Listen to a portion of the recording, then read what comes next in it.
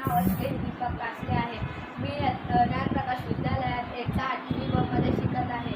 मी आज the पॉटरिंग pig हे पुस्तक वाचले आहे। त्याचे लेखक रोहित कुलकर्णी आहे। त्याने मला कळाले की एक मिनी नावाचा कुंभार होता। त्याच्याकडे एक ललिता नावाची डुकरीण होती।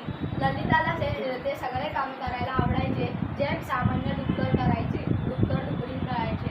तिला रस्त्यावरचे दगडे बाजूला फेकायला आवडायचे, तिला चिखलात उडी मारायला आवडायची, तिला गार्डनमध्ये खड्डे खणायला आवडायचे।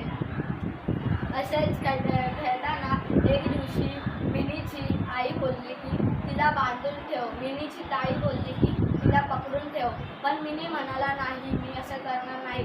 ती माझ्या भांड्यांसोबत काही करत नाही म्हणून मी असं करणार नाही। पण एके दिवशी जेव्हा मिनी सकाळी सकाळी काम करायला आला, तो एकदम आनंदात होता। त्याने पाहिलं की त्याचे एकदम सुरेख असे बनवलेले मटके, वाट्या सगळ्या खालती पडलेल्या तुटलेल्या होत्या सगळीकडे। मग त्याला राग आला। त्याला वाटले हे कारनामा ललिताने केला आहे, म्हणून त्याने ललिताला गार्डनच्या इकडे बांधून ठेवले।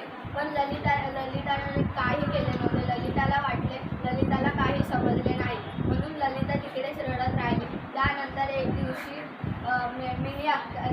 मिनीने अख्ख्या रागात काम करत होता। त्याने एक आवाज ऐकला, तो हंपन होता, तो मिनीचे काही आवाज नव्हते। त्याने जाऊन बघितलं तेव्हा तिथं एक मोठी नारंगी कलरचा बोका त्याचे सगळे सुरेख असे बनवलेले मटके, वाट्या सगळं पाडून सगळीकडे टाकत होता। त्यानंतर ते ललिताने बघितलं। नंतर ललिता त्याच्या पाठी धावत